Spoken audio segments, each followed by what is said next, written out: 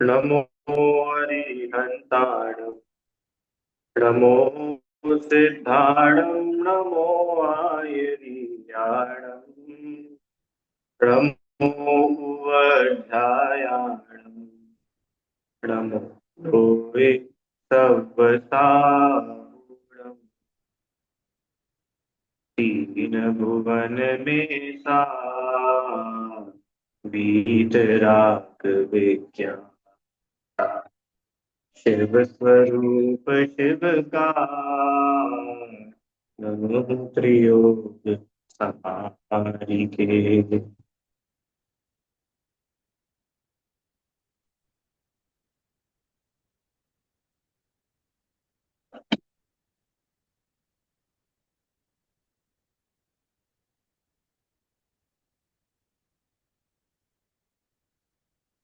एक मिनट।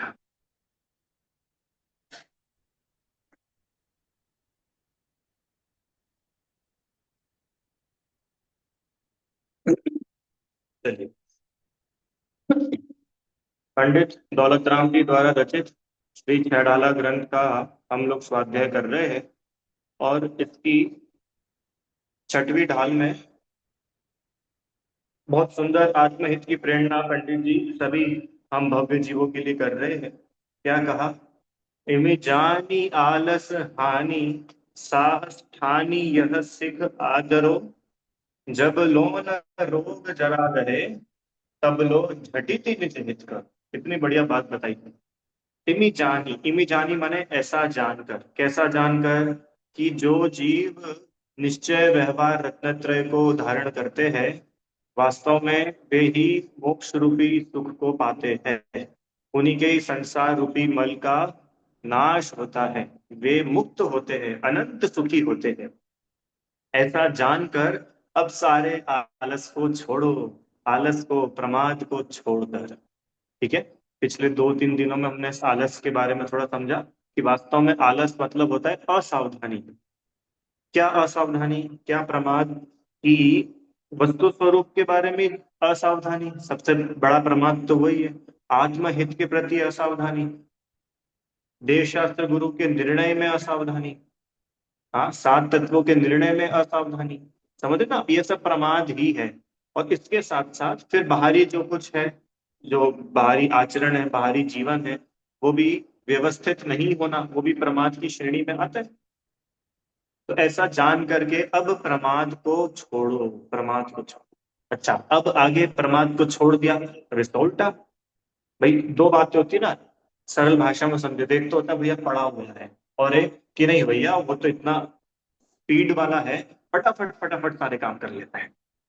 तो आलस को छोड़कर क्या करना? साहस खानी।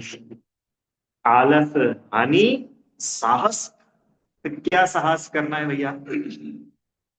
साहस, साहस मतलब समझते हैं आप लोग? साहस का अर्थ क्या होता है? ब्रेवरी। सरल भाषा में समझे तो ब्रेवरी, एकदम बिल्कुल। तो भैया क्या ब्रेवरी दिखानी है? मनोरमा आंटी जी, कुश्ती लड़नी है? क्या करना है? कोई पहाड़ चढ़ना है? कोई रेस में फर्स्ट आना है? क्या करना है? कि नहीं नहीं, आलस का छूटना यही साहस का धारण करना है। अब समझ में आ रहे हैं? दोनों बातें एक सिक्के के दो पहलू है। इधर आलस का छोड़ना, आलस का छोड़ना ही वास्तव में साहस है। आया क्या समझ में? देखो, सुबह 11 बजे तक सोता रहता है, ये आलसी है। अब भैया आलस को छोड़ो तो क्या करना है? सुबह 6 बजे उठ जा। तो 6 बजे उठ गया, यही इसका साहस है, और यही इसके आलस का त्याग है। कि दो अलग बातें थोड़ी है। आलस का त्याग होना ही साहस धारण करना है। तो अब ये जितनी बात अपनी 2 दिन में हुई थी ना, बस वही की वही बात है, साहस। आलस का छोड़ना ही तो पंडित जी ने दोनों तरफ से बता दिया। नास्ती से बता दिया कि क्या नहीं करना है, और आलस नहीं करना है। तो फिर क्या करना है? साहस धारण करना है। अरे समझ में आए ना? छोटे बच्चे होते हैं तो छोटे बच्चों को अपन नहीं बोलते बेटा घबराओ मत, कोशिश करो। तो कोशिश करना ही घबराना नहीं है। ठीक है, क्लियर हुआ इतना ही बात आपको? आगे। तो अब यहाँ पर देखो नीचे लिखा है, ऐसा जानकर प्रमाद को छोड़कर साहस माने सच्चा पुरुषार्थ करके। क्या सच्चा पुरुषार्थ है? अब थोड़ा सा अपन पुरुषार्थ के बारे में समझते हैं। हालांकि पहले भी अपन लोग बात कर चुके हैं 2-3 बार। पुरुषार्थ मतलब क्या होता है? पुरुषार्थ का अर्थ क्या होता होगा? क्या लगता है आप लोगों को? हम्म बिल्कुल सरल सा अर्थ। धार्मिक दृष्टिकोण से नहीं, सामान्य से पुरुषार्थ का अर्थ क्या समझते हैं अपन? हम्म 4 प्रकार के पुरुषार्थ बताए।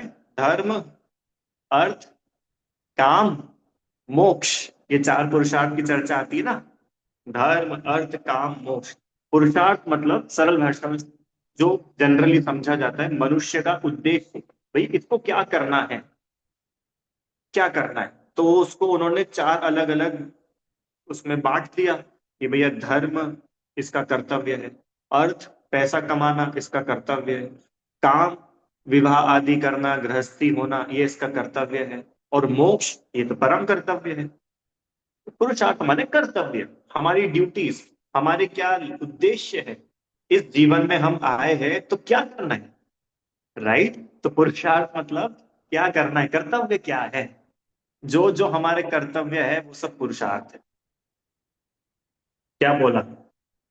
जो जो हमारे कर्तव्य है वो सब क्या है? क्या है वो सब?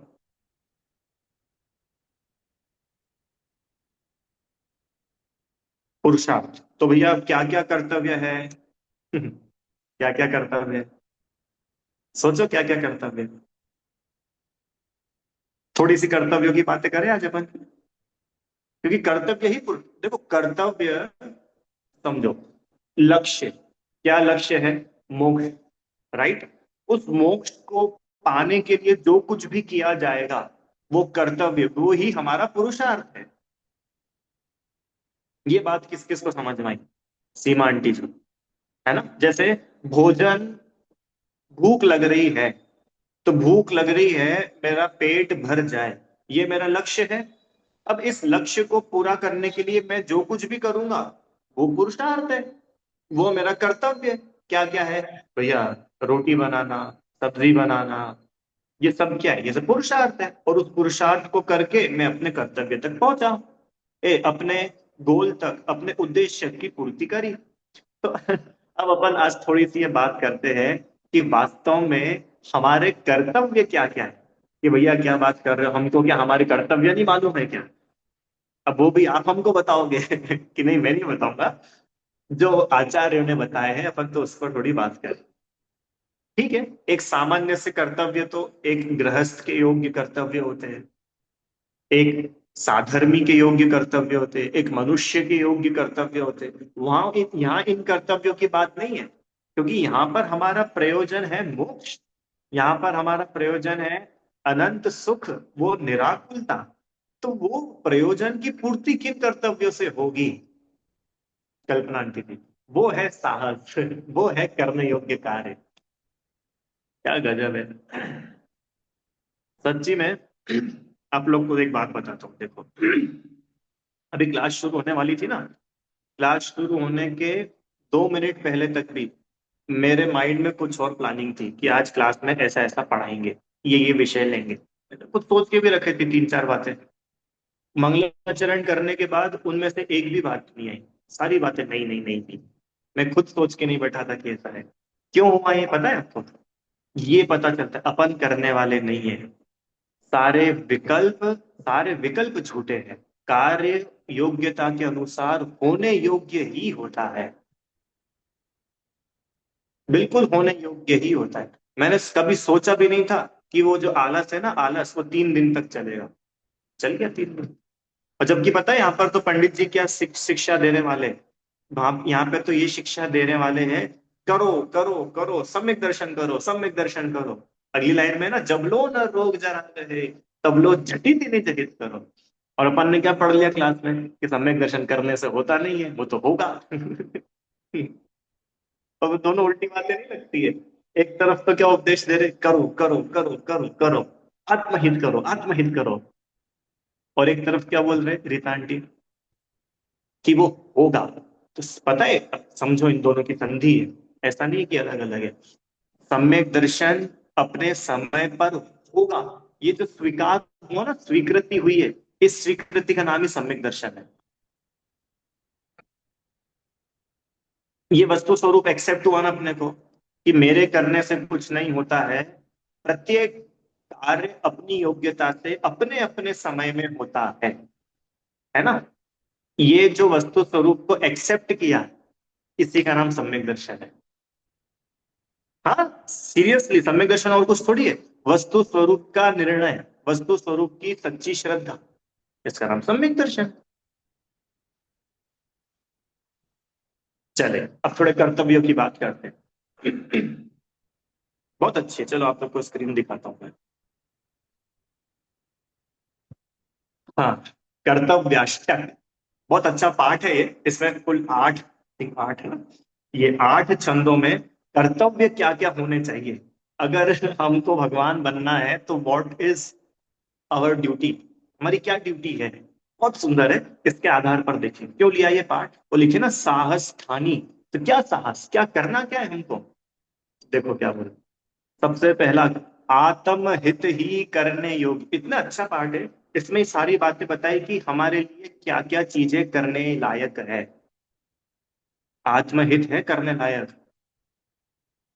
बाकी बातें अगर तुमको सच्ची में करने का है ना, करूं करूं करूं करूं। अभी थोड़े दिन पहले भी अपनी बात हुई थी कि भैया पुरुषार्थ, कुछ तो पुरुषार्थ, कुछ तो करना चाहिए। तो अब यहाँ पे पूरी लिस्ट बता रहे हैं। सुनो, अब क्या क्या करना है देखो इससे। सबसे पहला काम क्या करना है, क्या करना है, कि भैया बस अभी मकान तो हो गया है, बस अब बच्चों की शादी भी हो जाए, बस शादी और करनी है।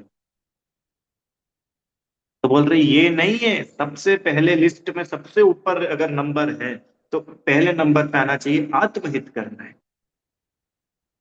आत्महित ही करने योग्य है, बाकी के कार्य तो होंगे, उसकी चिंता मत करो। देखो क्या है, हम लोग दूसरों की चिंता करते हैं। दूसरों की चिंता समझे, दूसरों की चिंता मतलब क्या, कि भैया मैं चिंता करूंगा और मेरे बेटे की शादी होगी, तो बेटे की शादी अपनी चिंता करने से होगी कि बेटे के उदय से होगी। बेटे का भी अपने कर्म का कुछ उदय होगा कि नहीं होगा। तो हम तो वहां पर चिंता कर रहे हैं जहां हमारी चिंता की कोई जगह ही नहीं है, कुछ इन्वॉल्वमेंट ही नहीं है। आ रहा है समझ में आपको। अरे भाई दूसरे के बारे में क्या चिंता करना, दूसरा अपना उदय लेकर के नहीं आया है क्या, उसके पुण्य पाप का उदय नहीं है, उसके खुद के बांधे हुए कर्म सब व्यर्थ थोड़ी है।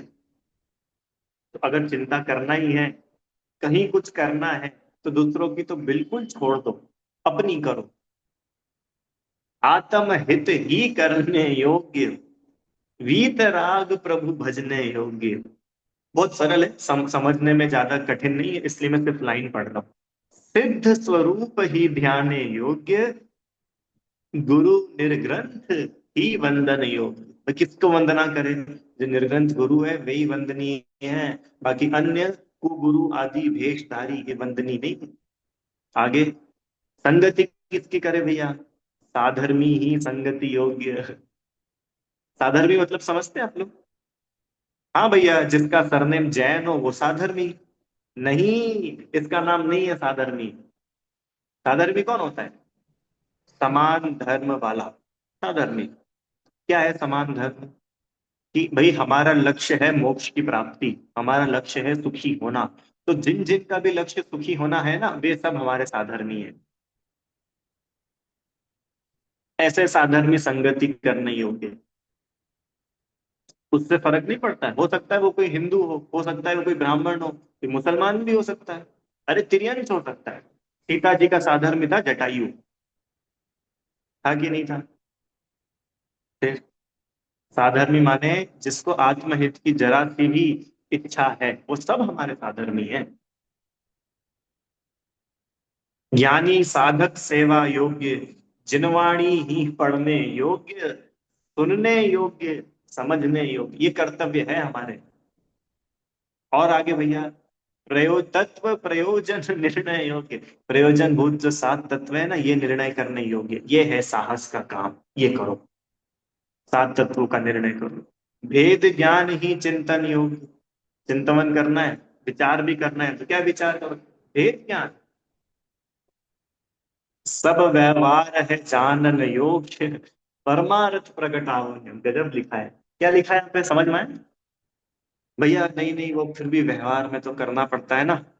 सुनो, व्यवहार करने लायक नहीं है, व्यवहार जानने लायक है। करने लायक तो परमार्थ है। अपन ने पहले बात की थी मुख्य और उपचार। निश्चय रत्नत्रय, व्यवहार रत्नत्रय।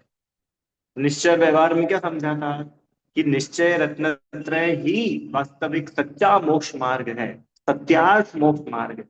और ये जो व्यवहार रत्नत्रय है, ये क्या है? ये तो उसके साथ होने वाला है, इसको तो जानो। क्या जानो? कि जिसके अंतरंग में तीन कक्षाएं चौकड़ी के अभाव रूप वीतरागता होगी ना। तीन कक्षाएं चौकड़ी के अभाव रूप वीतरागता मतलब निश्चय सम्यक चारित्र, उसके बाहर में 28 मूल गुण रूप आचरण होता है। तो जिसके ऐसा निश्चय रत्नत्रय होता है, उसके बाहर में ऐसा व्यवहार रत्नत्रय दिखता है। आई बात समझ में? तो वास्तव में तो जितना व्यवहार है, ये सब धारण करने लायक नहीं है, ये मात्र जानने लायक है। और जितना परमार्थ है, वो सब प्रकट करने योग्य। वस्तु स्वरूप विचारण योग, निज वैभव अवलोकन योग। आप लोग कुछ चीजें अवलोकन करने के लिए जाते हो क्या? नहीं जाते ना। अरे चीजें देखने के लिए जाते कि नहीं जाते? कहाँ कहाँ पे जाते हैं भैया? क्या लगती है वो, क्या बोलते हैं उसको? Exhibition, exhibition. एग्जीबिशन होती है ना। एग्जीबिशन में देखने के लिए जाते हैं, बहुत चीजों की होती है, अलग अलग। आर्ट की होती है, कपड़ों की होती है, घड़ी की होती है, बहुत सारी चीजों की होती है। तो अब लोग देखने के लिए जाते हैं। और वो क्या बोल रहे हैं कि सुनो, पता है देखने योग्य क्या है? अपना वैभव है देखने योग्य। एक बार देखो तो अपना वैभव। देखो, जिसको अपने में संतुष्टि नहीं होती ना, उसको बाहर जाकर के देखने की इच्छा होती है। और जो स्वयं अपने अंतरंग में तृप्त है, तुष्ट है, संतुष्ट है, अब वो क्या बाहर दिखेगा? बाहर है क्या देखने जैसा? हम्म। अनिज वैभव अवलोकन योग्य, चित स्वरूप ही अनुभव योग्य, निजानंद ही वेदन योग्य। कितनी बढ़िया, इतनी बिल्कुल क्लासिक सुप्रीम बातें लिखी है। अल्टीमेट एकदम। अध्यात्म ही समझने योग्य, शुद्धात्म ही रमने योग्य, धर्म अहिंसा धरने योग्य। और आगे भैया, दुर्विकल्प सब तजने योग्य। जितने दुर्विकल्प है ना, इनका त्याग करो। क्या होते हैं भैया दुर्विकल्प? दुर्विकल्प क्या होते हैं? पाप के भाव, ये दुर्विकल्प है। वस्तु स्वरूप के विपरीत विचार, ये सब दुर्विकल्प है। हम्म। कषाय के भाव, ये सब दुर्विकल्प है। इनको छोड़ो। श्री जिन धर्म प्रभावन योग्य, क्या की प्रभावना करनी है? जिन धर्म की प्रभावना करो। ध्रुव आत्म ही भाने योग्य, सकल परिशह सहने योग्य, सर्व कर्म मल दहने योग्य। बहुत सरल है, कठिन कुछ नहीं उसमें। मैं पढ़ सिर्फ इसलिए रहा हूं कि आप लोगों को पता चले कि हम और आपके करने जैसे काम क्या क्या है। मतलब अगर हम हमारी टू डू लिस्ट बनाए ना, तो उस लिस्ट में ये सारी चीजें आनी चाहिए।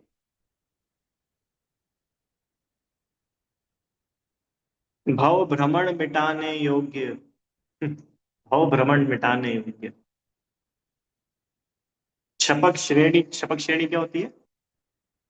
क्षपक श्रेणी कि जीव आठवें गुण स्थान से फिर आगे जो चढ़ता है ना, जो यो चिंत्य निज में थिर भय, वो वाली जो दशा पड़ी थी, जहाँ ध्यान ध्याता देह का न विकल्प, वो सब पूरा निर्विकल्प ध्यान, शुक्ल ध्यान की वो दशा, और फिर आगे बढ़ते बढ़ते सब कुछ अरिहंत दशा आ जाती है। तजो अयोग्य, करो अब योग्य, मुक्ति दशा प्रगटाने योग्य। अवसर आया सब विधि योग्य, निमित्त अनेक मिले हैं योग्य। हो पुरुषार्थ तुम्हारा योग्य, सिद्धि सहज ही हो योग्य। अगर हमारा, लास्ट लाइन देखो, अगर हमारा पुरुषार्थ योग्य होगा ना, तो सिद्धि भी सहज ही योग्य होगी। सिद्धि मतलब समझे क्या? सिद्धि मतलब जिसको अचीव करना चाह रहे हैं, जो चाह रहे हैं, क्या सिद्ध करना चाहते हो, क्या सिद्धि करनी है? तो लेकिन अगर पुरुषार्थ हमारा योग्य होगा सीता आंटी, तो जो कुछ भी हम चाहते हैं ना तो सहज ही मिल जाएगा। आप लौकिक क्षेत्र में भी देखो, व्यक्ति का पुरुषार्थ अगर योग्य है, वो जो चाहता है वो मिल सकता है। हम्म? ऐसे ही योग्य पुरुषार्थ हो और कार्य ना हो, ऐसा होता नहीं है। इसलिए वहां पर ये लिख कर के आए थे, क्या लिख कर के आए थे? तिमी जानी आलस हानि साहस ठानी। ये साहस धारण करो क्या, कि करने योग्य जितने कार्य है उन सब कार्यों को करो, और छोड़ने योग्य जितने कार्य है उन सबको छोड़ो। ये है साहस, ये है आलस का छोड़ना। अब एक अंतिम बात, क्यों तो भैया इसमें साहस की क्या जरूरत है? साहस, साहस वर्ड क्यों लिखा? कोई ऐसी बहुत कठिन बात है क्या? अपने को साहस काय के लिए जुटाना पड़ता है? कोई बहुत कठिन बात हो, कोई बहुत डिफिकल्ट हो, तो भैया हमने बहुत साहस जुटाया। हाँ, तो इसमें क्या कठिन है? कठिन नहीं है, इतना है कि अनादिकाल से किया नहीं है ना, थोड़ी सी ताकत ज्यादा लगेगी। आचार्य कह रहे, क्या कह रहे हैं? हमने मोह की सेना पे विजय प्राप्त करने के लिए कमर कस ली है। क्या गजब है! अमृत चंद आचार्य देव कमर कस रहे हैं। कौन? तीन कषाय चौकड़ी के अभाव है जिनके, ऐसी वीतरक परिणति, क्षण क्षण आत्मा का अनुभव जिनके हो रहा है, उनके क्या मोह बचा? सिर्फ एक वो संज्वलन, क्रोध मान माया लोभ संबंधी इतना सा चारित्र मोह रह गया। उस चारित्र मोह को जीतने के लिए आचार्य देव क्या बोल रहे हैं? क्या बोल रहे हैं आचार्य? अब हमने मोह की सेना पे विजय पाने के लिए, सेना, सेना है वो, मैंने उनको वो संजुलन कषाय सेना लग रही है, और हमारे पास तो पूरे 28 के 28 है। पूरे 28 है ना, मिथ्यात्व भरपूर दर्शन मोहनी की वो तीनों, और चारित्र मोहनी की पूरी 25। तो वो 28 हमको कुछ लग ही नहीं रही, और आचार्य को सिर्फ संजोलन संबंधी चार, वो सेना लग रही है। वो बोल रहे हमने मोह की सेना पर विजय पाने के लिए क्या कर लिया है? सोचा है, अभी सोचा है। क्यों सोचा है? देखते हैं, अभी प्लानिंग बना रहे, देखते हैं, सोचते हैं। नहीं, अब कोई आलस नहीं है, अब तो हमने कमर कस ली है। क्या कमर कस ली है? अब तो जीतेंगे। ये किस लेवल का वीर चाहिए? जीतेंगे। अब जब ऐसा साहस धारण होगा ना, तब फिर दौलत राम जी एक शिक्षा दे रहे हैं। आपको ऐसा समझो साहस धारण का अर्थ। हम्म? कि ये जो मोह है, ये मोह हमारा बहुत बड़ा दुश्मन है। टोडरमल जी ने लिखा ना, मिथ्यात्व बैरी, इसका अंश भी बुरा है, अंश। इतने बड़े बड़े जो मिथ्यात्व है वो तो बुरे है ही। बोल रहे कि अगर एक बिंदी के बराबर भी मिथ्यात्व का अंश है ना, वो हमारे लिए घातक है। अच्छा मेरे को एक बात बताओ, जहर कितना अच्छा है? नहीं, थोड़ा बहुत तो अच्छा है, थोड़ा सा, थोड़ा एक बूंद तो ठीक है। क्यों? कि भैया जहर तो जहर है। ऐसे ही मिथ्यात्व जहर है। मिथ्यात्व, मिथ्यात्व मतलब हमारे अनंत संसार का कारण। मोह महातम पियो अनादि। सोचो ना ये कैसा जहर है। तो कह रहे हैं अब ये मिथ्यात्व हमको, ये मोह हमको इतना सा भी नहीं चाहिए। अब उस मोह को अगर जीतना हो, अब ये साहस धारण करो। साहस धारण करो मतलब समझ में आया? कमजोर लोगों का मार्ग नहीं है, साहसी लोगों का मार्ग है। कमजोर कौन होते हैं, साहसी कौन होते हैं? कमजोर मतलब शरीर से कमजोर की बात नहीं चल रही है, और कोई शरीर से बहुत मोटा हो बिल्कुल, उसकी बात नहीं चल रही है रीता आंटी। जो थोड़े से प्रतिकूलताओं में घबरा जाए, जो थोड़े से कर्म के उदय में घबरा जाए, उसको बोल रहे भैया ऐसे काम नहीं चलेगा, तू साहस धारण कर। तू मत डर इन कर्मों के उदय से, तू मत घबरा इन प्रतिकूलताओं से, तू मत घबरा पाप के उदय से। हाँ, तू देख हमारी सतियों को, तू देख उनके ऊपर कैसे कैसे कर्मों के उदय है। देखे आप लोगों ने, हमारी अंजना सती हुई, सीता जी हुई, अनंतमती हुई। हाँ, क्या क्या उनका कैसा जीवन, अनंग सरा, कैसा कैसा जीवन रहा उनका, सोचो आप। सेठ सुदर्शन, अब क्या करा था सेठ सुदर्शन ने? साहस धारण किया था। सीता जी ने क्या किया था? आप सोचो वो अंतरंग की क्या परिणति होती होगी। सामने अग्नि जल रही है और हम जाने को तैयार है उस अग्नि में। क्यों? ये साहस है अंदर का। घबराए नहीं, डरे नहीं, पाप के उदय में विचलित नहीं हुए, इसका नाम है साहस। ये विचलित नहीं होना, ये करने योग्य काम है, इसका नाम है पुरुषार्थ। विचलित हो जाना, ये तो नपुंसकता है। आया क्या समझ में? रीता आंटी, जरा सा कर्मों का उदय आया और उनमें बह जाना, ये मोक्षार्थी का लक्षण नहीं है, ये आत्मार्थी का लक्षण नहीं है। आत्मार्थी का लक्षण तो ये है, चाहे जैसा जगत परिणमे, जगत का चाहे जैसा परिणमन हो जाए, मैं टस से मस नहीं होने वाला। आजा कर्म आजा, तू जितना अपनी ताकत लगा सकता है पूरी ताकत से तू आजा, मैं खड़ा रहूंगा। क्योंकि मुझे मालूम है तू आया है, तू जाएगा। मैं हमेशा से था, मैं हूं और मैं रहूंगा। मेरे को अपनी सत्ता का भरोसा है, मेरे को तेरा कोई डर नहीं है। आ जाए कितनी प्रतिकूलताएं आएंगी। हमने ध्यान है आपको जब पहले भी एक बार पढ़ा था, निशंकित अंग की चर्चा की थी, ध्यान आ रहा है? सम्यक दर्शन के 8 अंग तीसरी ढाल में देखे थे, वहां निशंकित अंग की बात आई थी ना रीता आंटी। तब अपन लोगों ने बात की थी कि सम्यक दृष्टि जीव को 7 भय नहीं होते।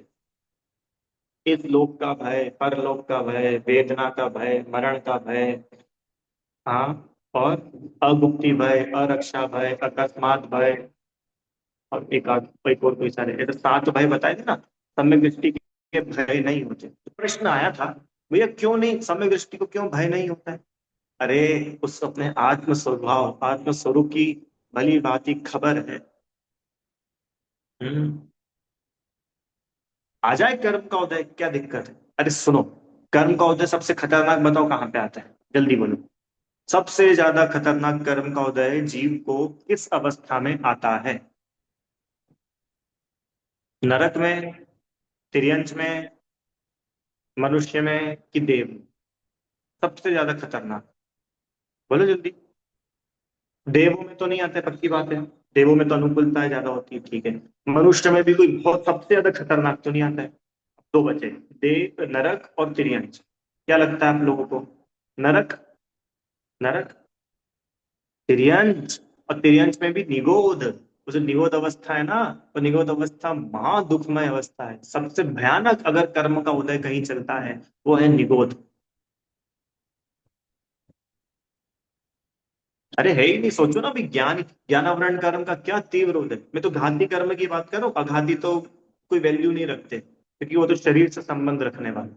वो जो आत्मा के गुणों का घात कर रहे हैं, देखो ज्ञानावरण कितना तीव्र, ज्ञानावरण का उदय, मात्र अक्षर के अनंत में बाघ बराबर ज्ञान रह जाता है। इतना ज्यादा, उस नारकी को तो कम से कम संघी पंचेंद्रिय है, तो उतना तो क्षयोक्षम भी है, तो एक इंद्रिय निगोथ को तो कितना कम क्षयोक्षम है। तो सबसे तीव्र अगर कर्म का उदय जीव को होता है, तो कहां पर होता है? निगोद अवस्था। तो अपन लोग निगोद में थे कि नहीं थे कभी? थे, पक्का थे ना, हर जीव वहीं था। और निगोद से अपन निकल के यहाँ तक आ गए। तो मेरे को ये बताओ कि वो इतने भयंकर भयंकर कर्म के उदय अपने को निगोद अवस्था में आए, नरक अवस्था में आए, अपना कुछ चला गया? कुछ गया आज तक? पूरे के पूरे यहाँ पर आए अपन वापस, पूरे। मनुष्य पर्याय तो मिली, पर अपन मनुष्य हुए नहीं, अपन आत्मा ही रहे। नरक की पर्याय तो मिल गई, पर अपन नरक नारकी हुए नहीं, अपन आत्मा ही रहे। तिर्यंच रूप अवस्था तो हो गई, पर हम तिर्यंच नहीं रहे, हम आत्मा ही रहे। मैं ये बतलाना चाह रहा हूं कि ये छोटे मोटे कर्मों के उदय से घबराने की जरूरत नहीं है। क्यों? कि अरे बड़े बड़े कर्मों के उदय को अपन फेस करके आ चुके हैं। आ रहा है क्या समझ में? जिसने, अरे अपन यूं भी देखते हैं ना, भी जिसने अपने जीवन में बहुत बड़े बड़े कष्ट देखे हो, उसके आगे छोटी, उसको छोटी मोटी चीजें तो कुछ लगती ही नहीं है। जिस व्यक्ति ने 1-1 किलोमीटर की रेस दौड़ करके जीत ली हो, अब उसको 10 मीटर की रेस में क्या कुछ कष्ट होगा? क्योंकि हमने तो इतने बड़े बड़े कारनामे कर दिए, छोटे, ये तो हमारे बाएं हाथ का खेल है क्यों? ऐसे ही हम लोगों ने अनादिकाल से बहुत बहुत आज तो पता है कुछ भी नहीं आ रहा है अपने को पाप का उदय, सीरियसली। अपन लोग को कोई पाप का उदय नहीं है देखा जाए तो। अब दुनिया में जाके देखो तो लोगों को कैसी कैसी दशाएं हो रही है। हम्म? अभी आएगी अगली लाइन, जब लो न रोग जरा गए। अपन जरा जरा से कर्म के उदय में घबरा जाते, भाग जाते। मोक्ष मार्ग में थोड़ी सी प्रतिकूलता आती है ना, जीव फटाफट भाग जाता है। ये भाग जाता है ना, इससे पता चलता है इसको सच्ची रुचि नहीं है।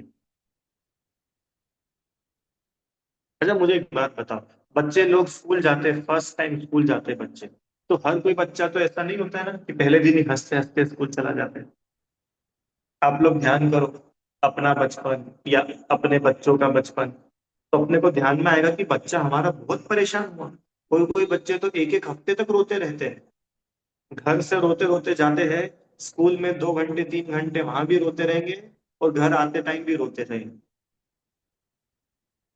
तो वो बच्चा इतना रोता है, तो उसके मम्मी पापा फिर स्कूल भेजना बंद कर देते होंगे कि नहीं भैया देखो, हमसे तो हमारा बच्चा नहीं देखा जाता रोता हुआ, छोड़ो छाड़ क्या करे, नहीं पढ़ेगा एक स्कूल, क्या दिक्कत है। ऐसा कोई माता पिता करते हैं?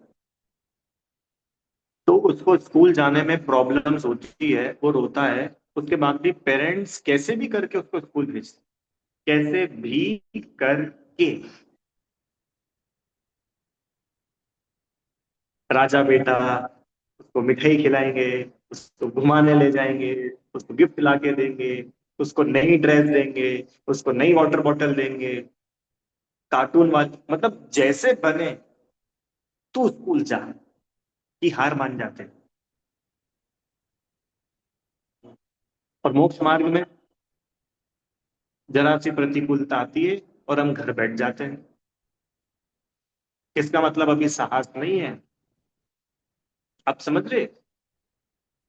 अब बहुत सारी बातें दिख रही है मेरे को। देखो, साहस हानि का मतलब और आलस हानि का मतलब, इन दो शब्दों से ये बतलाना चाह रहे हैं कि हमारी प्रायोरिटी क्या है। हम्म? अगर हम, हमारा मंदिर का समय है, स्वाध्याय का समय है, और इस समय में बहुत तेज बारिश आ जाए, या कुछ घर में मेहमान आ जाए, चलो मेहमान आ जाए, अब अपनी प्रायोरिटी क्या है बताओ?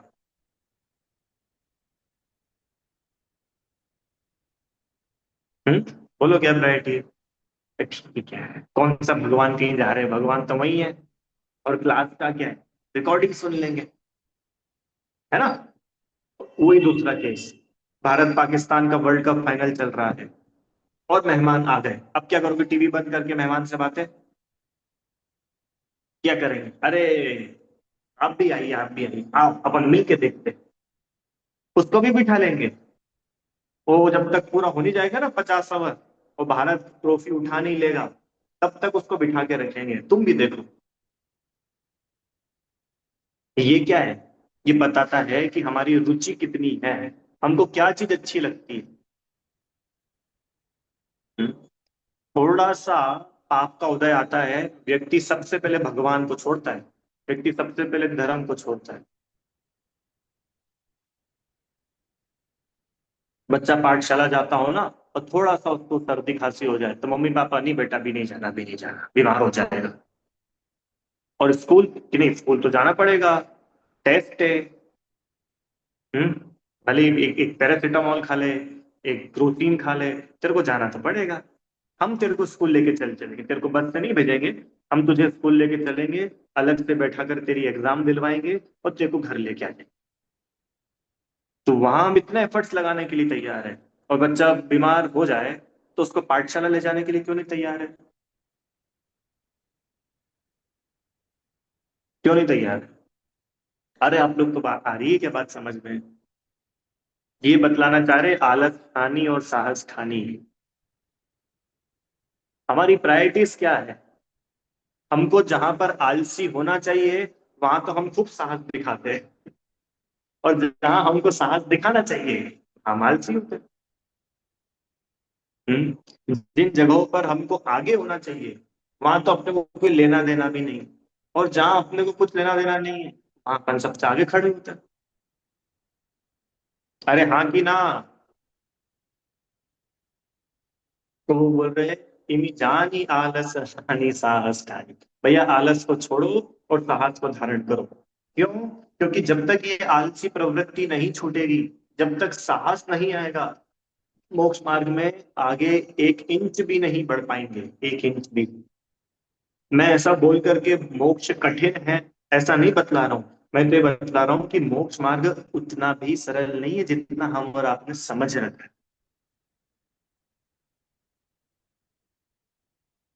सरल अपन ने की थी बात बोधि दुर्लभ में, कि बोधि दुर्लभ भावना याद आ रही है आप लोग को? बोधि दुर्लभ भावना जब पढ़ी थी तब हमने दोनों बात की थी। क्या दोनों बात की थी? कि वास्तव में रत्नत्रय की प्राप्ति बहुत दुर्लभ है, बहुत ज्यादा दुर्लभ है। क्यों? कि भैया इतने इतने सारे जीव हैं, कहाँ निगोद में पड़ा है, पता नहीं कब निगोद से निकल करके पृथ्वी जल अग्नि वायु वनस्पति होगा, कब वहां से निकल के 2 इंद्री, 3 इंद्री, 4 इंद्री, असंघी, संघी, और संघी में भी फिर पंचेंद्री मनुष्य, और पंचेंद्री मनुष्य में भी अच्छा देश मिल जाए, अच्छा कुल मिल जाए, अच्छा परिवार मिल जाए, जिन धर्म मिल जाए, ना दुर्लभ है भैया। सच्ची रत्नत्रय की प्राप्ति हर किसी को नहीं होती, महा दुर्लभ है। एक एंगल ये देखा था। दूसरा एंगल क्या देखा था? कि सुनो, रत्नत्रय की प्राप्ति हमको ही तो होनी है, हमारे ही तो आधार से होनी है, कहीं बाहर थोड़ी ना जाना है, इसलिए बड़ी सरल है। क्या कठिन है इसमें? सीमा आंटी जी, आपको चाय बनाना है, ठीक है? आपके घर में चाय पत्ती है, दूध है, शक्कर है, 3 चीज तो मिनिमम ये है, और तपेली भी है, और गैस भी है, लाइटर भी है। अब आपके लिए चाय बनाना कठिन है कि सरल है? सरल है भैया, जो जो चीजें चाय बनाने के लिए चाहिए वो सब है मेरे पास में, सरल है। और वहीं अगर मैं ऐसा बोलूं, सुनो सुनो, चाय बनाना बड़ा कठिन है, क्यों? कि अपने यहाँ तो कहीं चाय मिलती नहीं है, चाय मिलेगी चाय पत्ती उसके लिए आसाम जाना पड़ेगा, वहां के आसाम में जाके वहां के बाग में से एक एक चाय पत्ती निकालनी पड़ेगी, उसके बाद चाय बनती है। अब बताओ चाय बनाना सरल है कि कठिन है?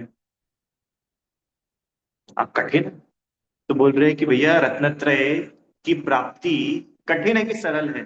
कि सुनो, रत्नत्रय की प्राप्ति के लिए जो कुछ भी चाहिए ना, जो कुछ भी, एवरीथिंग, वो सब हमारे पास आएगी नहीं, है, इस समय है। मनुष्य पंचेंद्रिय संघीपना चाहिए, है, जागृत उपयोग चाहिए, है, विशुद्धि चाहिए, है। बच क्या रहा है? बच क्या रहा है? कि भैया अब सब है, अब तुम कर लो तो हो जाएगा, और नहीं तो फिर सब चला जाए। यहाँ साहस धारण करो, यहाँ से आलस को छोड़ो। आया समझ में? इमी जानी आलस हानि साहस, ये साहस धारण करो।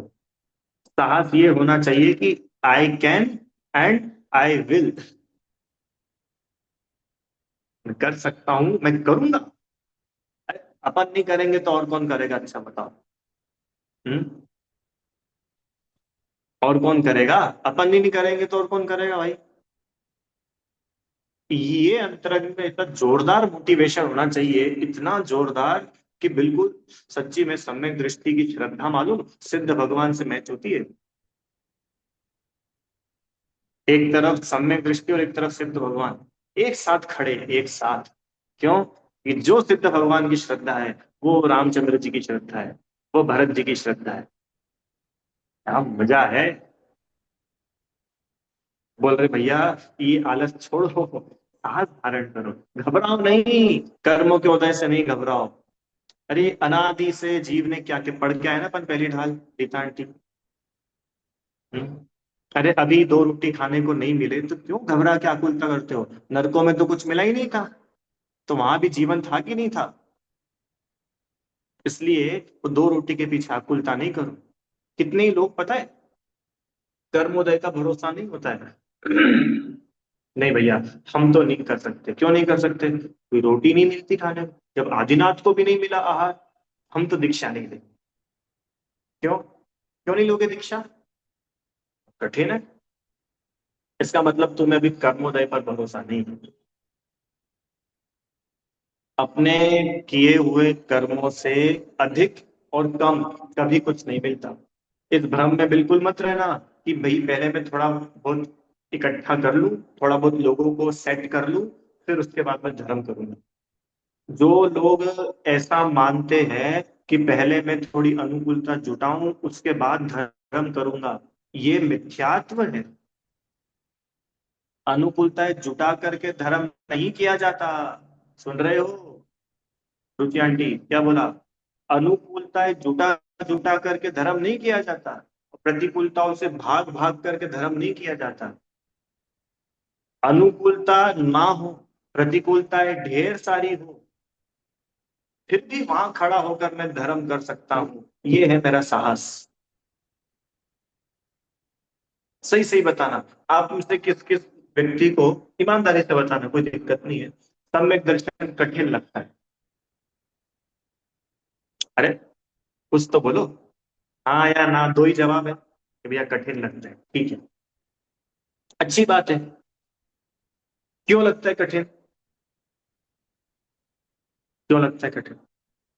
कि भैया आप क्या बताए, हमारे पास कितने काम रहते हैं, कितनी सारी जिम्मेदारियां हैं, हमको कितनी आकुलता है, कितने सारे सब जिम्मेदारियां हैं, हमारे पास फुर्सत ही नहीं है। जब फुर्सत ही नहीं है, कैसे कर सकते हैं हम? और हमने तो कितने कितने पाप किए हैं।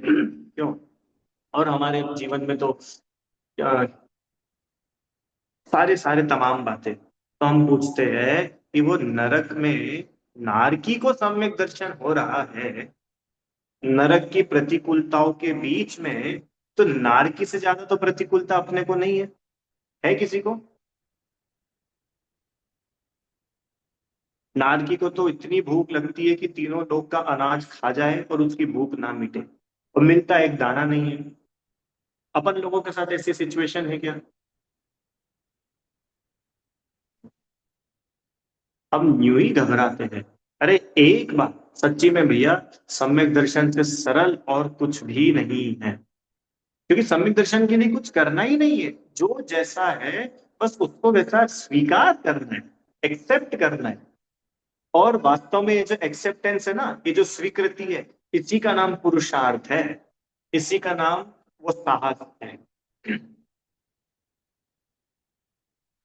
पंचम काल में, अरे सम्यक दर्शन पंचम काल में होता है। मुझे एक बात बतलाओ, कुंत कुंत आचार्य देव कौन से काल में हुए? चौथे काल में कि पांचवें काल में? पांचवें काल में। अमृत चंद्राचार्य, उमा स्वामी आचार्य, समंत भद्राचार्य, अकलंक देव, ये सब पंचम काल में ही तो हुए ना। पंचम काल में सम्यक दर्शन होता है, पंचम काल के अंत तक सम्यक दर्शन होगा। अरे यहां तक लिखा है शास्त्रों में, पंचम काल के अंत तक इस धरती पर वीतरागी दिगंबर भावलिंगी मुनिराज होंगे। भावलिंगी मतलब समझ रहे हैं आप? सम्यक दर्शन, सम्यक ज्ञान, सम्यक चारित्र वाले मुनिराज इस पृथ्वी पर पंचम काल के अंत में भी होंगे। अभी तो पंचम काल शुरू ही हुआ है, अभी तो सिर्फ 2500 वर्ष हुए, 2600 वर्ष। होता है, बिल्कुल होता है। किसको होता है? जो करता है उसको होता है। और पता है, पंचम काल तो चौथे काल से ज्यादा अच्छा है। भैया कैसी बात कर रहे हो? चौथा काल ज्यादा अच्छा होता था? ये सच्ची। अपन, ये अपन जिस समय में है ना अभी, ये समय चौथे काल से भी अच्छा समय है। और आपको नहीं हो विश्वास तो आप पुराण खोल करके देखो, आपको पता चलेगा चौथे काल के लोगों का जीवन क्या होता था। युद्ध होते थे, युद्ध। अभी कहीं हो रहे युद्ध? हम्म। अभी आपको या आपके बेटों को या आपके पति को युद्ध लड़ने जाना पड़ रहा है किसी के साथ? कौन? तो बोलो, वो जीवन अच्छा था कि अभी का जीवन अच्छा है? आपको पता है चौथे काल में जीव सातवें नरक भी जाता था, पंचम काल में कोई नहीं जाता सातवें नरक। चौथे काल में सड़कों पर, चौराहों पर नीलामी होती थी, वेश्या सेवन होता था। हाँ, वो लड़कियों को बेच दिया जाता था। अभी कहाँ हो रहा है ऐसा? मतलब आप कंपेयर करेंगे ना तो अभी का समय बहुत अच्छा है। चौथे काल चौथे काल में तो भगवान की दिव्य ध्वनि कुछ ही समय के लिए खिलती थी, दिन में वो 3 3 4 4 घड़ी बस। और अभी, अभी भगवान की दिव्य ध्वनि आपके पास 24 घंटे अवेलेबल है। तो बताओ वो काल अच्छा था कि ये काल अच्छा है कि नहीं? अरे रात में 2:30 बजे भी आपकी नींद खुले तो आपके पास में है फोन, आपको जब सुनना है जो सुनना है आप सुन सकते हो। पर वहां ऐसा नहीं था सिस्टम, वहां तो भाई जो दिव्य ध्वनि का टाइम है उसी टाइम खिलेगी। सुनो, काल कोई साधक बाधक नहीं होता है, हम कर रहे हैं कि नहीं कर रहे हैं, ये बात है। चौथे काल में जीव भगवान भी बने हैं और उसी परिवार के लोग नरक भी गए, है ना? इसलिए काल बाधक नहीं है। पंचम काल में सम्यक दर्शन बिल्कुल होता है, बिल्कुल होता है। ठीक है। इमी जानी आलस, अब ऐसा जान करके आलस छोड़ो, साहस धारण करो। कैसा जान करके? कि पंचम काल में भी सम्यक दर्शन होता है। अब आलस को छोड़ो, साहस धारण करो। अरे कितनी कितनी बढ़िया बात है। इमी जानी आलस हानि, साहस खानी, साहस धारण करो, घबराओ नहीं, बिल्कुल नहीं घबराओ। आचार्य देव कह रहे, आ जाओ आ जाओ आ जाओ, हम इस मोक्ष मार्ग पे खड़े हैं, हम खड़े हैं, हम, आ जाओ।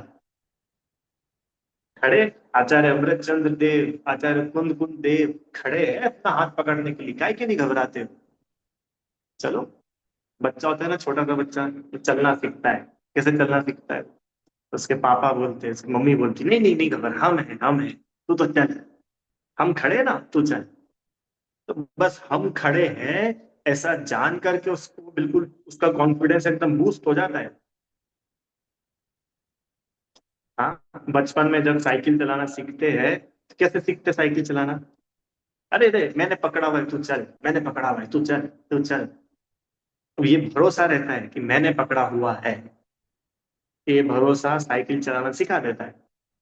ऐसे ही आप एक बार देव शास्त्र गुरु पर भरोसा करो तो सही, कि जिनवाणी माता पर भरोसा करो तो सही, ये है तो सही अपना हाथ पकड़ने को।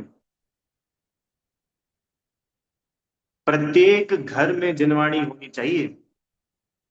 पीडीएफ नहीं बोल रहा हूँ, मोबाइल नहीं बोल रहा हूँ, शास्त्र, शास्त्र हार्ड कॉपीज हर एक घर में होनी चाहिए। किसी के घर में नहीं हो तो मेरे को मैसेज कर देना, मैं आपके घर भिजवा दूंगा। होनी चाहिए। सच, हाँ बहुत अच्छे, बिल्कुल होनी चाहिए, बहुत बढ़िया है। पद्मनंदी बहुत अमेजिंग ग्रंथ है, पंचविंशति।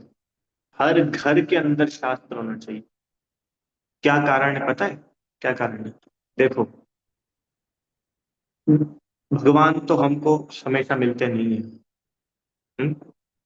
वो भी आप कभी मंदिर जाओगे तो मंदिर में मिलेंगे। मुनिराज आपको 24 घंटे अवेलेबल नहीं है। मात्र मात्र जिनवाणी माँ, ये 24 घंटे हमारे पास अवेलेबल है। आपको रात में 1:30 बजे, 2 बजे, 2:30 बजे, 3 बजे, 11 बजे, 12 बजे, जब आपका मन आकुलित हो, आप जिनवाणी को खोल करके उसमें से समाधान ले सकते हो। हर घर में जिनवाणी होनी चाहिए, घर घर में जिनवाणी होनी चाहिए। सुन रहे भैया सभी लोग? सबके घर में शास्त्र होने चाहिए। अरे रत्नाकरण श्रावकाचार्य जी, मोक्षमार्ग प्रकाशक जी, तत्वार्थ सूत्र, ये तो बिल्कुल बेसिक ग्रंथ है जो हम जैनियों के घर में होने चाहिए। ये आपने जो भी दिखाया पद्मनंदी पंचविंशति का, पद्म पुराण, वो बहुत सरल है, इतने सरल ग्रंथ है कि आप बस खोलो पढ़ते जाओ, खोलो पढ़ते जाओ, खोलो, इतने सरल ग्रंथ है।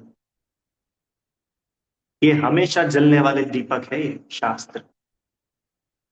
अब जिनके देव शास्त्र गुरु की छत्र छाया होगी, ऐसा जीव कभी नहीं घबराएगा, ऐसा जीव कभी भी दुखी नहीं होगा। चाहे जैसे पाप का उदय आ जाए, चाहे जैसी अनुकूलता हो जाए, ये अब घबराने नहीं वाला। क्यों? क्योंकि इसको सपोर्ट है, देव शास्त्र गुरु का सपोर्ट। पूरी आचार्य परंपरा इसके साथ में खड़ी है। महावीर भगवान से लेकर सारे के सारे आचार्य परंपरा इसके साथ। जैसे यहाँ लौकिक में होता है ना, किसी के पास में अच्छा खासा पॉलिटिकल सपोर्ट हो, वो कितना तन के चलता है। हाँ, किसी की पार्षद से पहचान हो, किसी की विधायक से हो, किसी की सांसद से हो। क्यों? मनोरमा आंटी, अपने इंदौर में से खूब नेतागिरी होती है। तो जिसको थोड़ा बहुत भी नेताओं का सपोर्ट होता है, वो कैसा बिल्कुल एकदम, अरे अरे अपन सब सब कर लेंगे। ऐसे भाई, अपने पीछे पता है कौन खड़ा है? अपने पीछे पूरी आचार्य परंपरा खड़ी है, अपने पीछे पूरी विद्वत परंपरा खड़ी है, अपने पीछे भगवान खड़े हैं, तीन लोक के नाथ। हम उनकी छत्र छाया में, अब अपने को क्या घबराने की जरूरत है? सच्ची, मोक्ष मार्ग में बिल्कुल नहीं घबराना। पता है क्यों नहीं घबराना? क्योंकि हम उस रास्ते पर चल रहे हैं जिस रास्ते पर चलने से हमको सुख होगा। तो जिसका फल ही सुखरूप है, वो मार्ग कैसे दुखरूप हो सकता है? इतनी गजब बात है। पता है दुख मतलब क्या? पाप बराबर दुख। और मोक्ष मार्ग में पाप होता नहीं है, और पूर्व के भी जो पाप है वो भी घिर जाते हैं। तो सुख ही सुख तो होगा, दुख कहां से हो जाएगा? अब एक प्रश्न है कि भैया, हमने तो बहुत बार देखा है कि जो धर्मात्मा लोग हैं ना, उनके ऊपर कष्ट ज्यादा आते हैं। और जो लोग धर्मात्मा नहीं, जो मंदिर भी नहीं जाते, कुछ नहीं करते, उनके ऊपर कोई प्रॉब्लम ही नहीं आती। बोलो, है कि नहीं? ऐसा लगता है कि बिल्कुल ऐसा नहीं है। चाहे धर्मात्मा हो, चाहे अधर्मी विधर्मी हो, जिस पाप का उदय जिसके होगा उसको तो वैसा उदय आएगा, और जिसके पुण्य का उदय होगा उसको वैसा उदय आएगा। पर अब गजब की बात सुनो, उस पाप के उदय में धर्मात्मा घबराएगा नहीं, और जो धर्मात्मा नहीं है ना, वो घबरा जाए। तो ये डिसाइड करते हैं अब आगे भविष्य में दोनों की क्या गति होने वाली। ये नहीं घबराया था ना, ये भगवान बनेगा, ये घबराया था ना, ये संसार में डूबेगा। सीधा सीधी सी बात है, इसमें कुछ वो तो है नहीं। इसलिए चाहे जैसा कर्म का उदय आए, नहीं घबराना, कभी नहीं।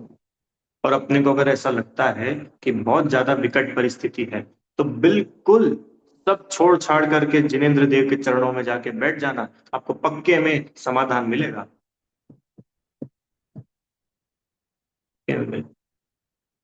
आया क्या समझ में? ऐसा जानकर, सारा आलस को छोड़कर, साहस धारण करके, यह सिख आदरो। क्या शिक्षा दे रहे हैं आप? वो शिक्षा कल बताएंगे। जब लोन रोग जरा गए, तब लो झटिति, झटिति, झटिति निज हित, झट से अपना हित कर लो। जब तक बुढ़ापा नहीं घेर ले, जब तक बीमारियां आकर के नहीं घेर ले। ओ, देखा परसों क्या हुआ? परसों की बात है, 2-3 दिन पहले की, उत्तराखंड में 34 सेकंड में, 34 सेकंड में सब कुछ तबाह हो गया। देखी होगी आप लोगों ने वो वीडियो। बादल फट गए, होटल की होटल बिल्कुल ऐसे बह रही, ताश के पत्ते बह रहे जैसे, सब खत्म। इतने सारे केसेस।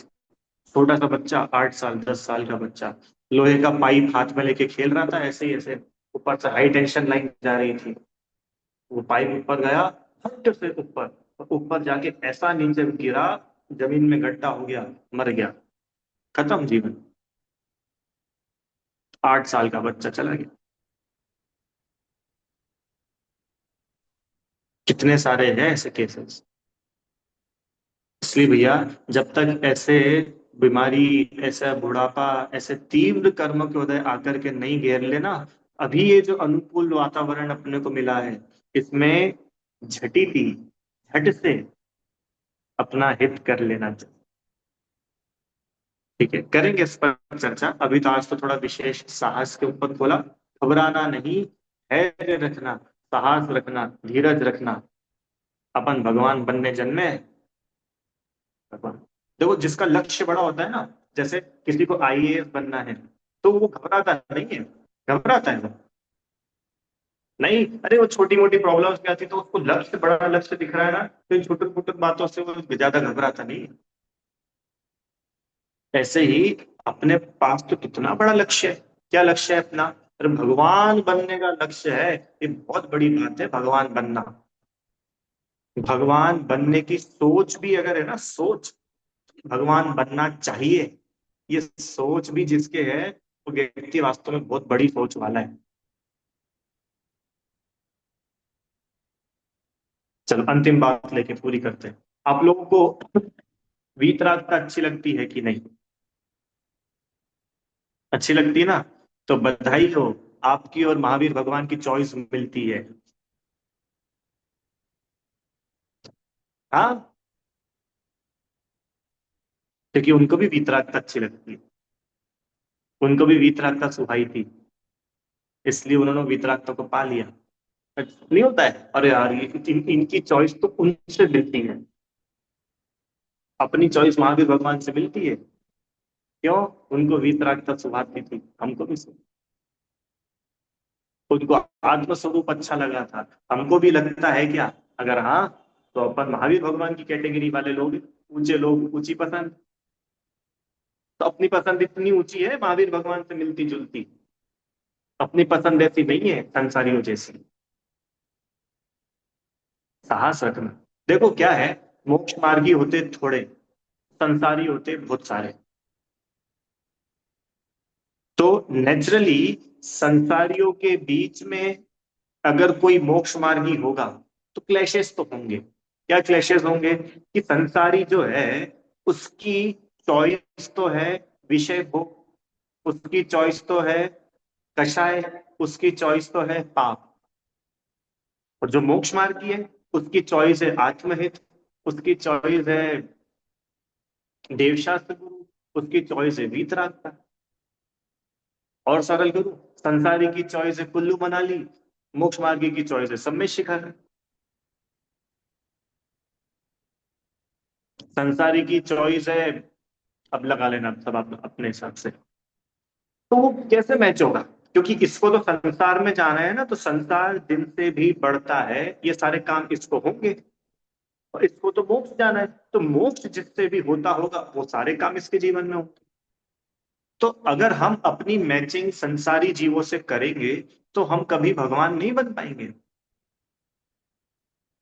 इसलिए दूसरे को देखकर, संसारी जीवों को देखकर, मोक्ष मार्ग जिनका लक्ष्य ही नहीं है, ऐसे जीवों को देख देख करके, उनसे कंपैरिजन कर करके कभी खुद से घृणा नहीं करना, कभी अपना साहस नहीं खोना।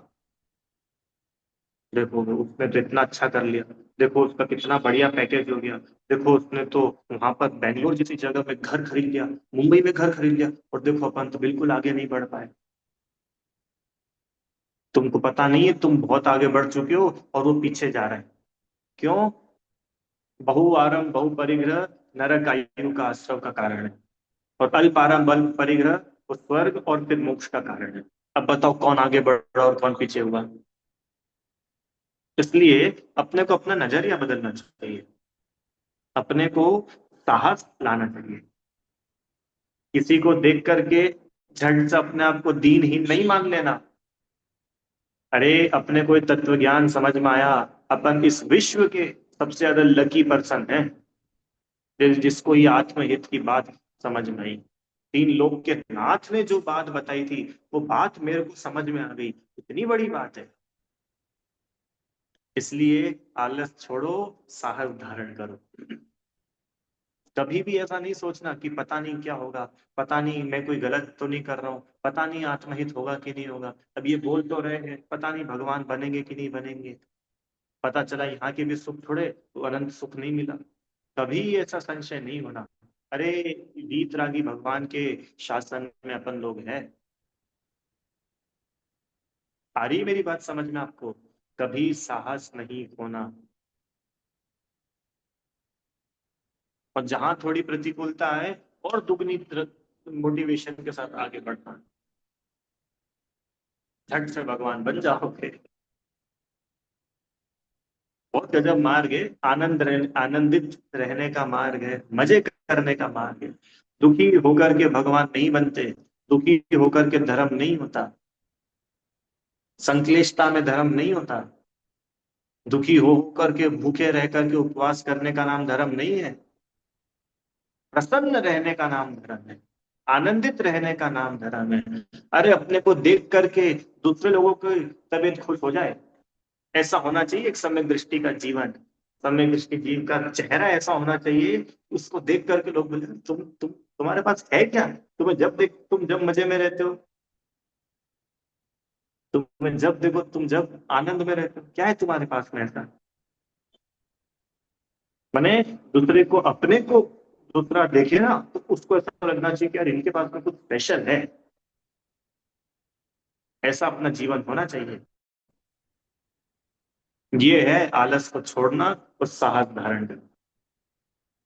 ठीक है, विचार करिएगा। अब ये अभी लास्ट लाइन जो है, जब लो न रूप जरा गए, उसकी चर्चा थोड़ी कल करेंगे। जिनवाणी स्तुति। हे जिनवाणी भारती, तो ही जपू दिन रहे, जो तेरी शरणा गए, सो पावे सुख चैन।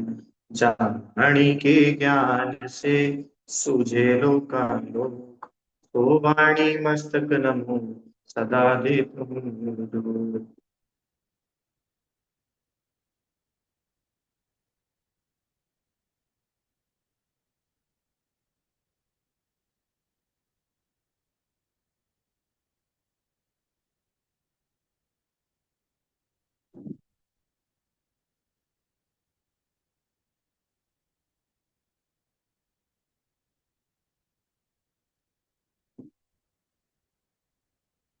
जय बोले द्वादशांगमयी जिनवाणी माता की जय हो।